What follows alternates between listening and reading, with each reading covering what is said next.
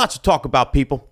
First thing is, so we're going to head over and talk about tips, because I got a question. Shout out to DJ Team Major. Asked us a little while ago. Said, your take on getting tips from clients. Talked to a few DJs recently who said they never received one, was kind of surprised. I don't know about like not receiving one. I mean, that's, it just depends what you're DJing. If you do like clubs and bars and stuff like that, I don't think you get a tip every once in a while to play a song, someone bribing you. But other than that, I'm probably not a lot of tips. But in the private event space, it's definitely, tips are definitely common. So I figured I'd give you guys some tips on tips. Tips!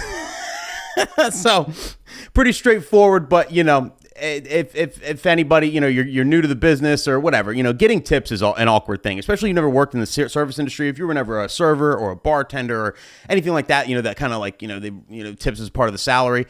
When you jump into DJing and then like someone hands you a tip, or just the whole tip situation can kind of be kind of weird. So, I figured I'd walk you guys through it real quick. So my number one tip about tips, don't expect it ever. Charge enough so it doesn't matter if you get a tip or not. And this is a real thing, okay? I've talked to a lot of DJs who, do deals and wheel and deal or whatever, and, whatever, like to get the gig, charge a good rate, real cheap rate, but then at the same time kind of expect a tip, and then that's supposed to kind of make up. Don't run your business like that. That's a terrible way to run business. You're just going to, 50% of the time, you're going to be disappointed. And why? Charge enough where it doesn't matter if you get a tip, and if you get a tip, it's just an extra bonus.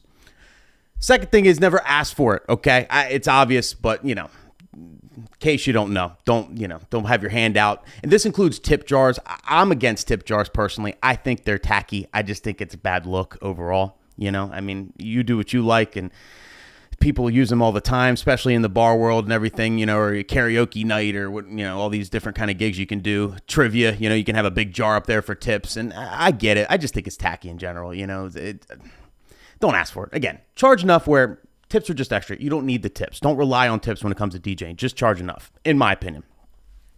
Now, if a couple asks, now this gets awkward. I'm not even the best person to ask about this because I get awkward with it. Like sometimes a couple might be like, oh, well, does this include tip? Do we tip you? How much do we tip you? How much is it? Is this enough? Blah, blah, blah, that sort of thing.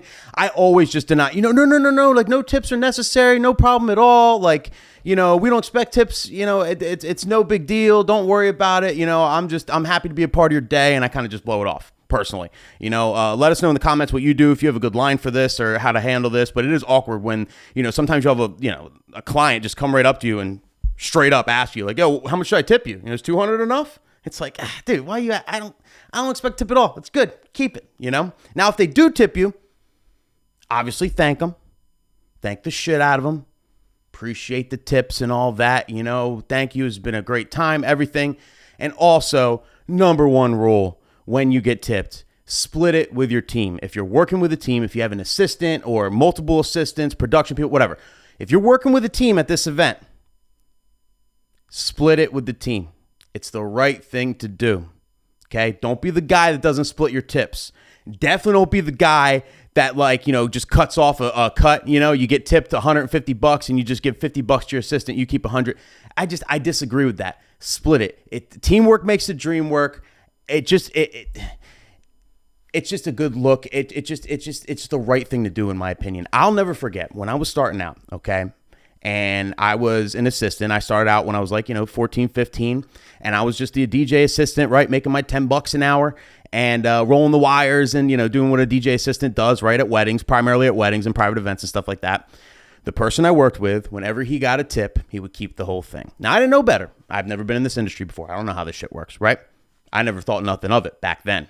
But I remember many times him saying, listen, man, when you become an entertainer, right? When you do what I do, when you're ready to do your own parties, then you can keep your whole tip, right? So it's just something to look forward to. And I remember thinking all right, I'm 15, 16 years old. Yeah, that'll be cool. Shit, this dude makes mad money in tips. This will be sick. And then as I got older and then I ended up working for other people, I noticed most other people do the right thing and split the tips. And I was like, thinking back to all the weddings, hundreds of weddings I did with this guy, and I'm thankful, I'm like a name or whatever, I'm very thankful. I still know him to this day. Obviously, he actually trained me and got me started in this whole business. Love the guy to death. But not going to lie, I did look back at all those hundreds of weddings we did. And I'm like, oh my God, all that money he made in tips. He never split with me. and it's pretty much standard that everybody splits everything. Like, I kind of was a little like, fuck. So, you just do the right thing and split it with your people, okay? Just do the right thing.